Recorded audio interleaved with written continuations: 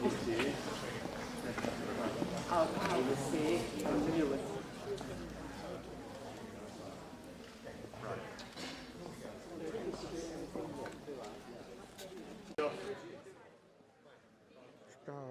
second debate between Agora and Mallorca International School. 5 minutes to go, please. 5 minutes and we'll be starting the debate. Thank you.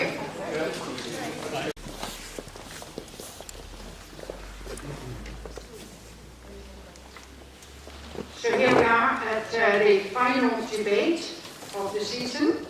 Agora versus the Mallorca International School. The motion for debate is that compulsory voting from the age of 16 must be legalised. The compulsory voting from the age of 16 must be legalised. After the toss, debating for the motion, Mallorca International School. Voting against the motion will be Agora.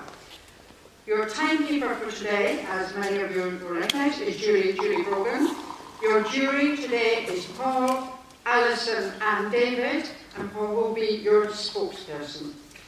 Please speak clearly into the mic, both teams, and please, when you want a point of information, please put your hand up and say so. Your jury, your timekeeper will be watching. So I now hand over to Julie. Can you start with Emma then, please?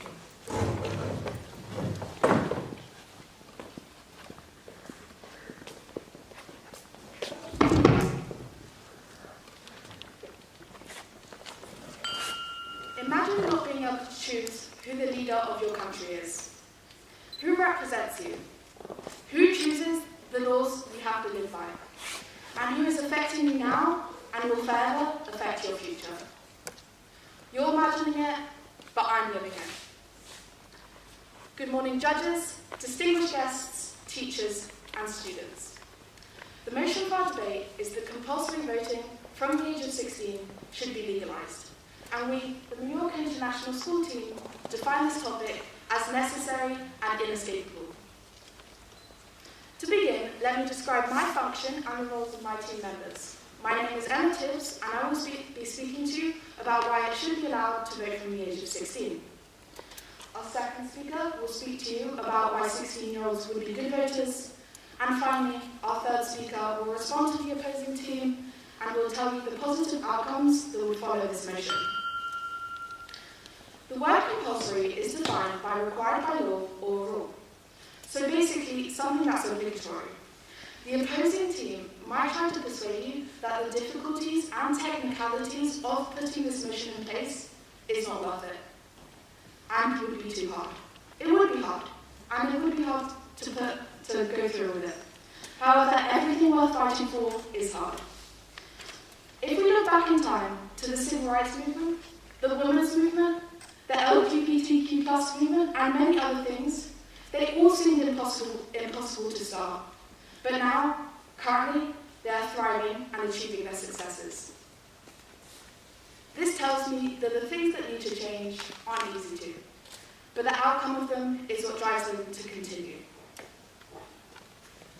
As a society, we have placed huge value and importance on voting. I believe that I deserve it, I want it, and I need it. This is because I believe I should be able to elect a person who I think will do best for me.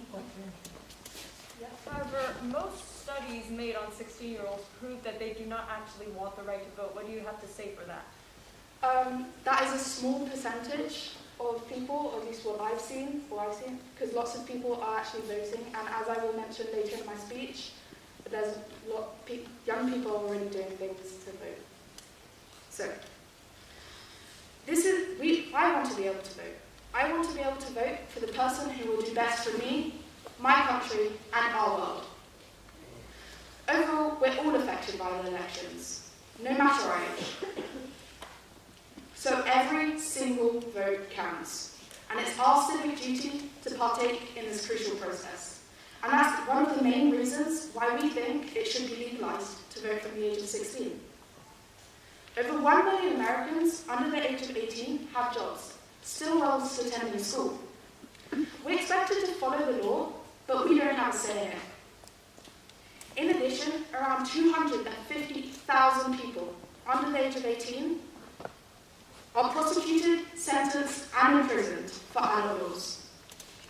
This means that our society not only destroys the lives of teenagers, but it does so with laws that we have no say in.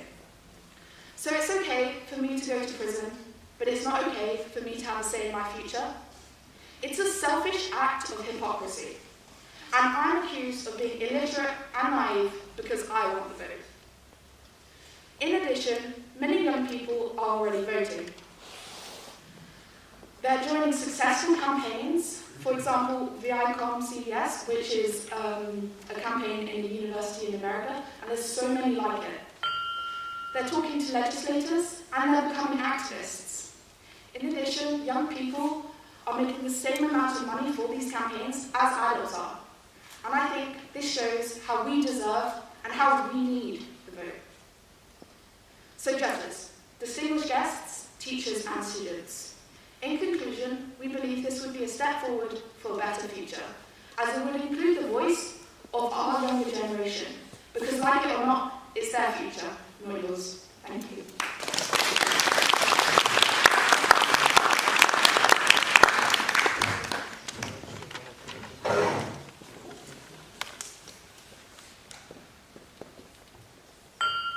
Good morning, honorable judges, dear ladies and gentlemen, opposing team. My name is Victoria Denet, and I'm here today with my team, Marina Guseva, Ines de Nicolas, and Jorge Bodas, to defend that compulsory voting from the age of 16 should essentially not be legalized. This is a big issue this debate revolves around, and that is democracy. Everyone in this room, each of you, is affected by this. And democracy, what is it? According to Oxford Dictionary, it means a system of government in which people can vote their representatives. Democracy provides everyone with the most justice and freedom that's possible. So today, we will present you a series of arguments that will prove that voting should not be made compulsory and not legal from the age of 16. But before we start, I would love to thank Rotary for giving us this opportunity to participate and this wonderful experience to learn, and wish the opposing team the best of luck. Now let's look at the part of compulsory voting.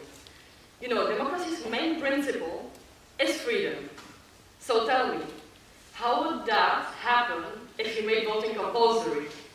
I will tell you, it will make it contrary, because it not only philosophically contraries with democracy obliging someone, but it also violates people's liberties. And that would initiate anti-democratic ideologies and movements. A system that forces people to cast a vote is not democracy. It isn't anything else than electoral autocracy. So with that said, we can see that there are no positive effects for the country when they legalize compulsory voting. Point of interest? Yes, please. You're saying there's no positive effects, however, it's including the voice of the younger generation, and even though it's not like freedom, they have to do it, they're voting for who they think will do best for them. About the younger generation, I will get to this point right here, okay? So listen to me good. First, I will say that these harsh policies create tension between population and the government, and evidence shows that this is completely unnecessary. And my teammates will elaborate on how making it compulsory will cause negative impacts on minorities and low-income communities, and what are the negative effects on blind votes. Now let's look at the part where it should be legalized from the age of 16 and respond to point of interest. So there are various reasons why this change is not optimal. First, the opposite may argue that there is such no difference between 18, 16, but no matter their lifestyle of the 16 years old, their personal qualities, those people are simply minors. The society decided that their main priority should be education, and that they have to... Yes, please. Even though they're minors, they can be tried, convicted, and they can be treated as adults in many situations. And yet they cannot vote, so they should have a say in these matters. Get to this right now. first I will finish with that they have less opportunities but also less responsibilities. And lowering the voting age will unnecessarily burden those young children who are not fully integrated into society, because they aren't. 16 years old are factually less involved in the issues that are affected by policies that can be voted on governmental level. By others maybe, but not on those. 16 years old can't do many things. They can't work certain jobs, can't pay certain taxes, can't drive, drink. So we can say that they lack experience. They lack experience to understand those policies, because they simply haven't lived it yet. And this combination of factors shows that lowering the age would not be a right decision, because 16 years old are not fully equipped to vote yet. Now let's talk about the ways a younger voter will impact the political climate.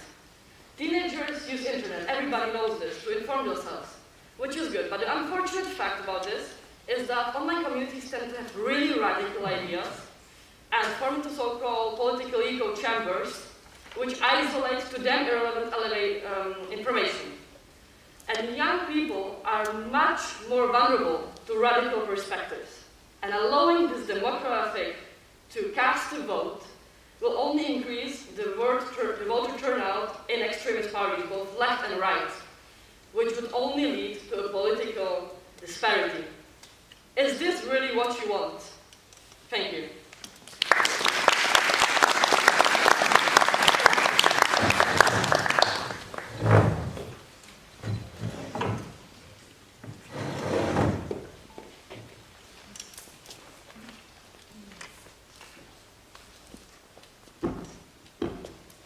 Hello, good morning. My name is Charlie Patterson, and I will be talking to you about the reasons why people aged 16 would make excellent voters. But first of all, I would like to respond to some points made by the previous team. They have mentioned the point of information that most teens do not want to vote. However, we are already being prepared to vote through student council and head pupil elections throughout our education. They have also mentioned that democracy is important. And democracy's main principle is freedom. However, it is not the main principle of freedom. The main principle is that if you would like freedom, you can vote for it through democracy. The Scottish leader, Nicola Sturgeon, said that she would give votes to 16-year-olds because it gives them respect and responsibility. They are already given respect at the young age of 16. They will take matters more seriously that affect them when they are adults. Making voting compulsory further encourages the idea of respect, as it shows the importance of their votes. Taking away the grey area of choice from the 16-year-old and insisting upon participation in a vote intensifies the idea that the democratic process is incredibly important. Giving young adults the feeling that they matter in this process begins to break down the barrier between the youth in our society and those in power. By the age of 16, opinions have already been formed. As I'm sure you're aware, the huge frustration of not being able to voice those is huge, and can therefore result in civil disobedience and anarchy. Here is a graph showing the cognitive capacity of different age groups. Judges, if you feel free to flip over the page in front of you, you will see that the cognitive capacity of 16 to 70-year-olds is exactly the same as 18 to 21-year-olds, and 18 to 21-year-olds are allowed to vote. The amount of information that is available to 16-year-olds nowadays is significantly more than it was to 18-year-olds before the internet. 16 to 18-year-olds are always found in the highest percentage of internet users, 1 in 3 users being under the age of 18. Already having access to these vast amounts of information at a young age often helps you to form an opinion, as you have more... Wouldn't you say that having access to those types of information could radicalize the population, and leaving the vote to 16-year-olds would make an increase in extreme parties rising to power? Well, the point of having more information is that you can compare and contrast more data, which means that you will be able to form your opinion better. And if that means that there will be radical beliefs leaning more towards left or right, then at least then we'll know what most of the country would like. Historically, families would tune into one particular news channel. Nowadays, you have the ability to compare and contrast millions of clearly biased news channels, for example, CNN on the left and Fox News on the right. The chance to check the facts and to challenge some of the commentators' points significantly improves the quality of the data that you use to form your opinion. If you take the UK as an example, the two largest parties, Conservative and Labour, account for a total 68% of votes. 16 to 18-year-olds make up the full 5% of the total population, and so could prove to be a very powerful swing vote. People aged 16 also tend not to be clouded by their family's traditions. The history of who their parents, grandparents, and even great-grandparents voted for hasn't set in yet, in which case they are more likely to vote independently. There is also a tendency for adolescents to rebel against tradition, and this can consequently offer a balance to radical beliefs formed over generations. This would have a positive impact by softening the extreme left and the extreme right politics and bringing the political battleground closer to the centre. So judges, distinguished guests, teachers and students, in conclusion, we believe that compulsory voting from the age of 16 should be legalised because of the respect it would provide towards 16-year-olds, the vast amounts of information available nowadays to form an opinion, and finally, the likelihood that 16-year-olds would not follow what family traditions state and cast a vote based solely on their own opinion. Thank you.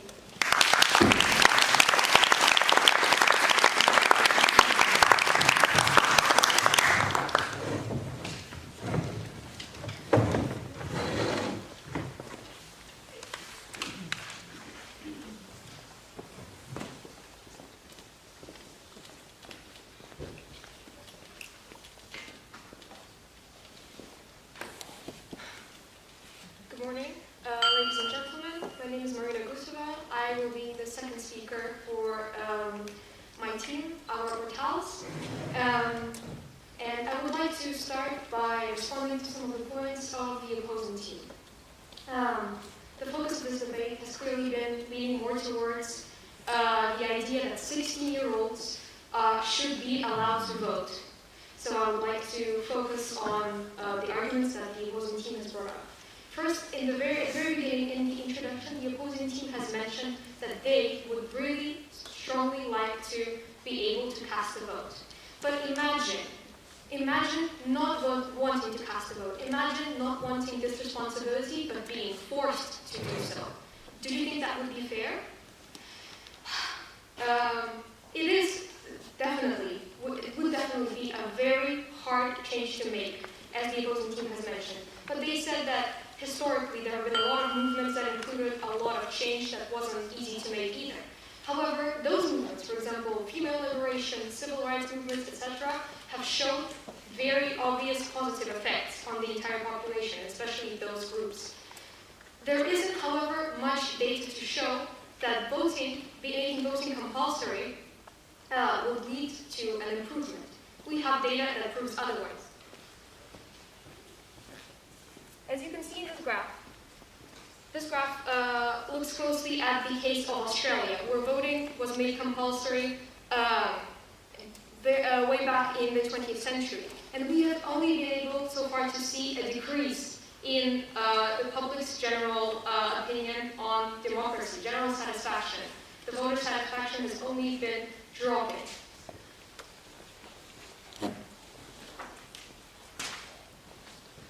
So now that we've managed to establish that there won't be many positive consequences for making voting compulsory, my teammates will even further show that there are going to be more negative consequences to obliging the population to vote.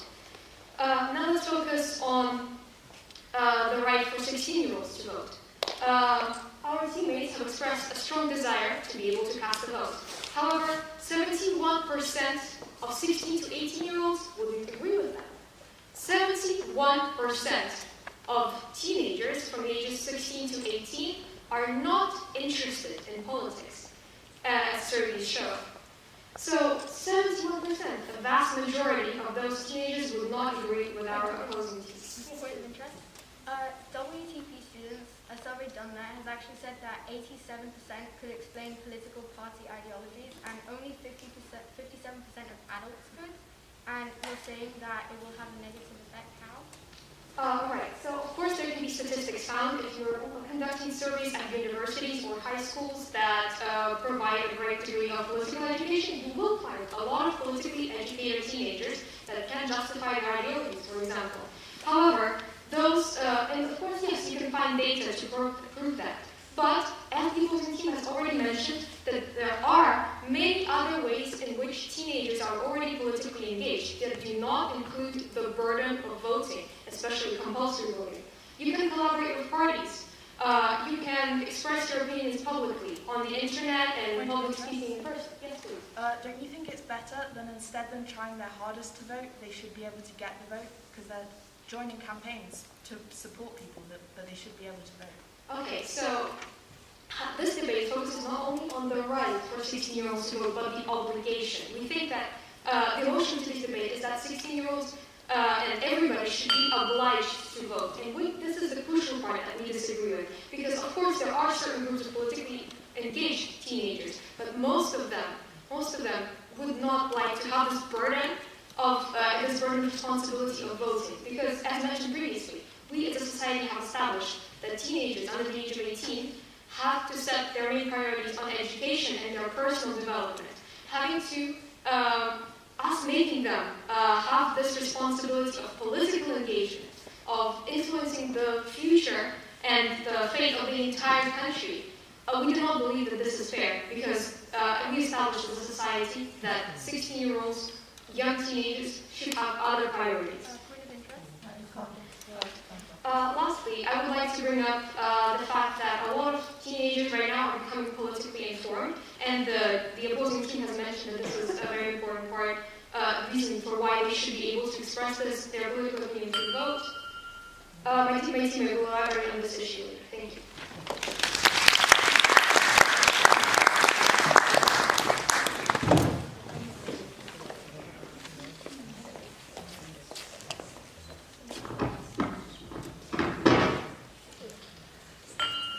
Good morning, esteemed judges, timekeeper, audience members, and opposing team. Today, I will be explaining to you the positive outcomes of legalizing compulsory voting from the age of 16.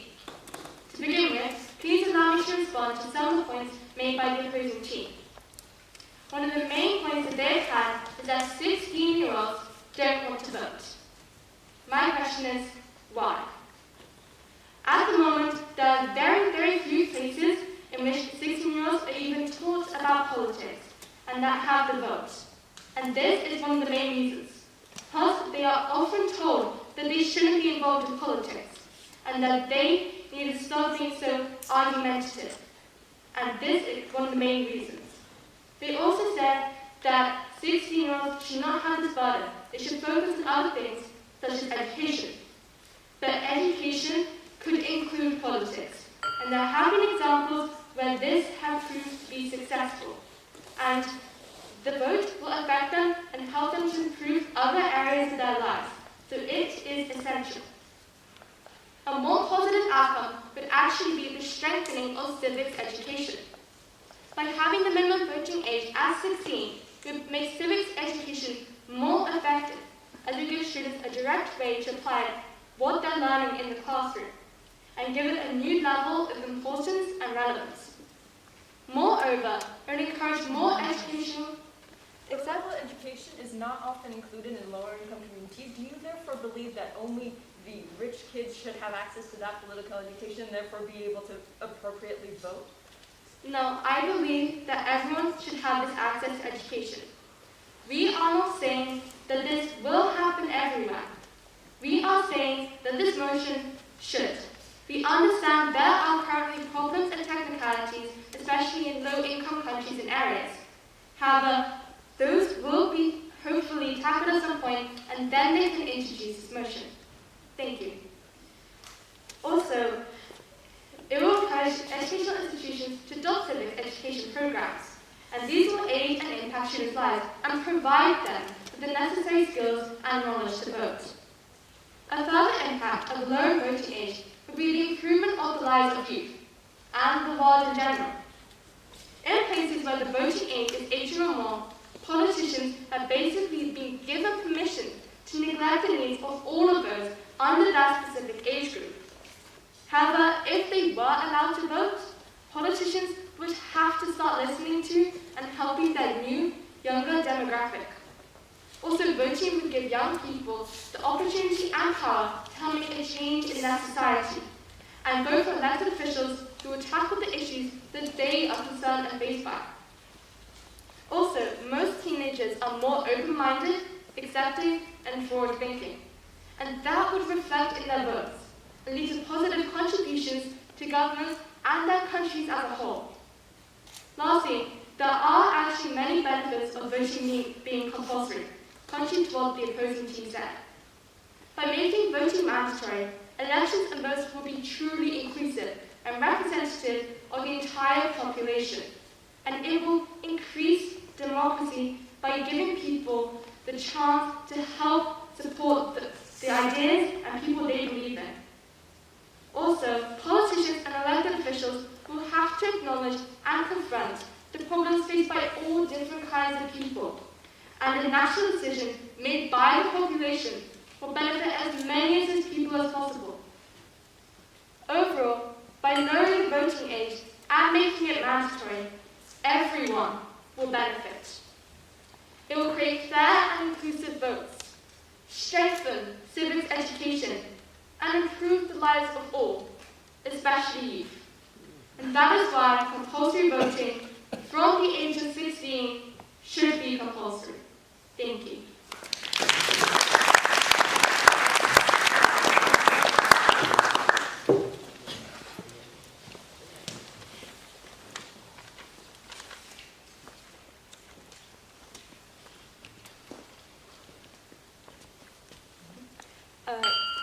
Good morning, everyone. My name is Nathan Nicolas, and I am the last refuter for against. I will begin and continue to respond to some arguments the opposing team has made and try to further our arguments if the opposing team will let us and stop interrupting. I would first like to respond to something that was mentioned in their introduction. They mentioned civic duty and the obligation that all citizens have to vote. One of our arguments is that we have the freedom of choice. The most important part of democracy is that we have the ability to choose whether we want to vote or not. We have the ability to choose who we want to vote for. Therefore, making voting compulsory will take away from that ability and that freedom of choice. Moreover, forcing people to vote and imposing the compulsory vote may lead to an increase in actually studies have been made and prove that this will lead to an increase in blank votes and neutral votes within society. Blank votes are votes that people put in where they do not know who to vote for, or as more often as a political statement to show that they are against the system that is now in place. Studies from the Institute of Brazil have been made. Brazil, by the way, it has a compulsory voting system, and show that a lot of people putting blank votes are putting in more blank votes, and this has happened especially after compulsory voting was put in place. However, the government does not take into account any of those blank votes and completely ignores that part of the population, leading to all the parties that are being elected not being an accurate representation of society as a whole. Now, moving on to the fact that 16-year-olds already participate in society. While this is true, they do not participate in all aspects of society. In some countries, they do not have the right to drive. They are not always tried in adult courts. Actually, in most countries, you have to start at 17 or 18 to be tried in adult courts. Also, the opposing team mentioned that individuals that are younger, 16-year-olds and so on, have a lot of access to social media and therefore are able to contrast a lot of views. This is completely incorrect. There's something known as a social bubble, and when you are, especially in social media, usually are recommended only topics that you like. This also applies to politics. You are only presented with the political views that you already share, which are usually influenced by... Couldn't you argue the same for adults? And also, they often more focus on one newspaper or one news channel, so they are more influenced by a single political view than young people are. I completely agree. Adults are very influenced by these type of political views, but adults have lived through life. Adults have also gone to university, and they have had access to different political views through just being in the world. 16-year-olds most often have stayed in their hometown, maybe they haven't traveled as much, and they have just been surrounded by their family and friends who usually have the same political views as they do, and therefore are not able to actually comprehend the different parties that are in place, and are not able to develop an opinion of their own. Now, the opposing team has also presented 16-year-olds as being very active and being able to make mature decisions. This is completely incorrect, simply because of our brain. I would love to be able to make mature decisions, but I know for a fact that my brain is still developing. The frontal cortex, which is the important part of the brain,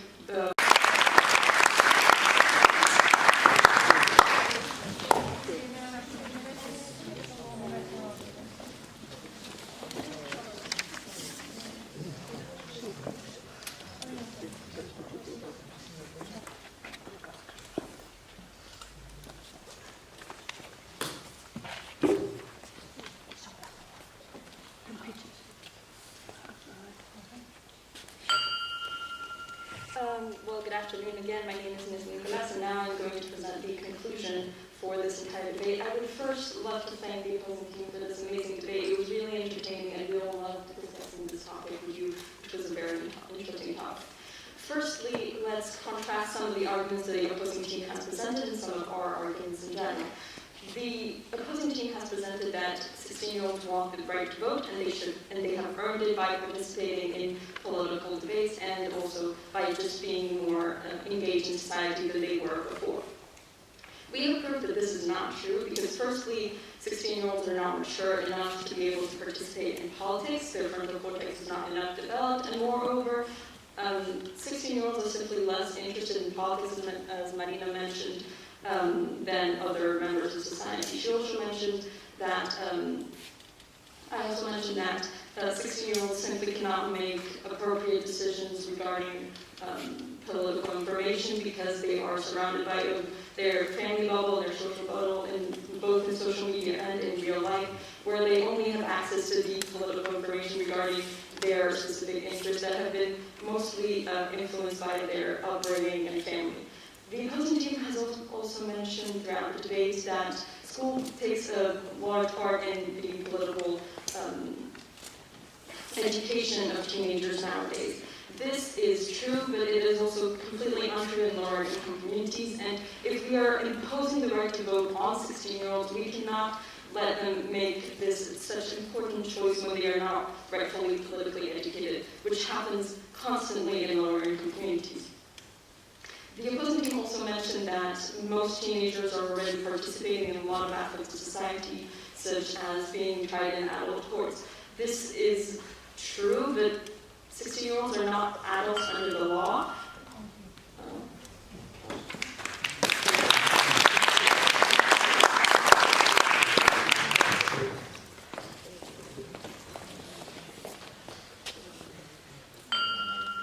Throughout the debate, the opposing team has tried to claim that 16-year-olds do not want to vote.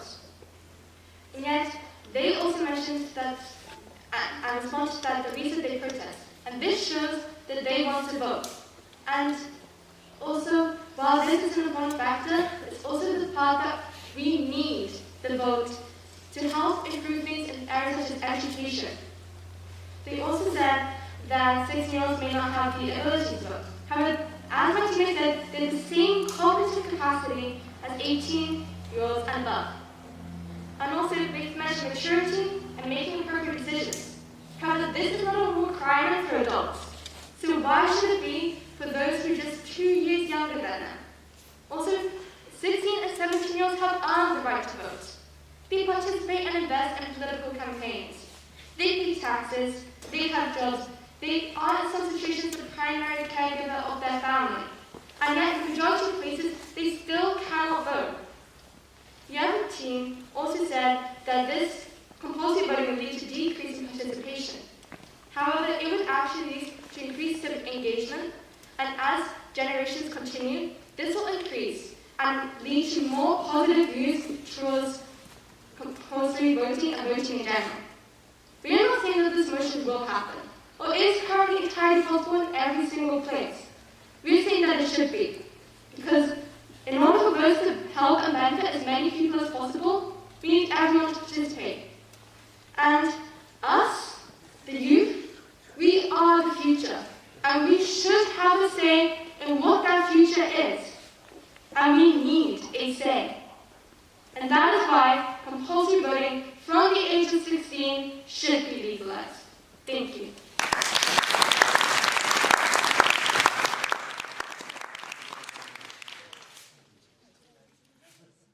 Capacity at 18 years old and up. And also with mention maturity and making appropriate decisions.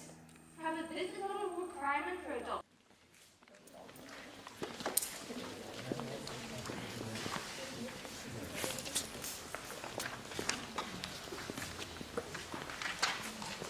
Thank you to both teams.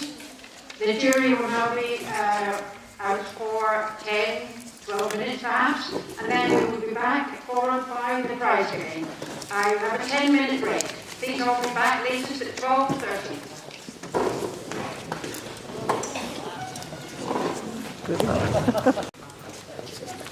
Good morning. I would just like to start by thanking you all six of you, for an amazing performance. There really was some passionate, clear deliveries by all of you, supported by some very, very interesting and relevant facts. So thank you very, very much. Again, some of you handled the points of information particularly well. Very, very impressive to be able to respond on the spot that quickly to a specific point.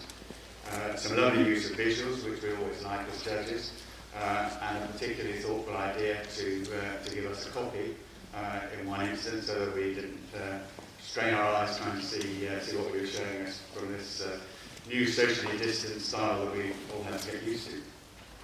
I can only close by saying it was a very, very close call. We thoroughly enjoyed your presentations, and thank you very, very much.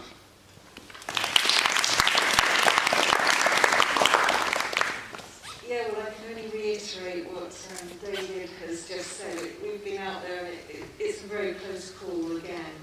Thank you to both teams for a fantastic debate. It was, really interesting. Thank you. You're all professional. You speak clearly in front of a microphone. So, it's a huge room to speak in, and you're not used to it, as I'm not. But you spoke well, clearly, easy to follow, and enthusiastically as well, which is always helpful to listen to. In fact, hearing Mia's comment in her summary, we are the future, I feel we can relax knowing you are our future.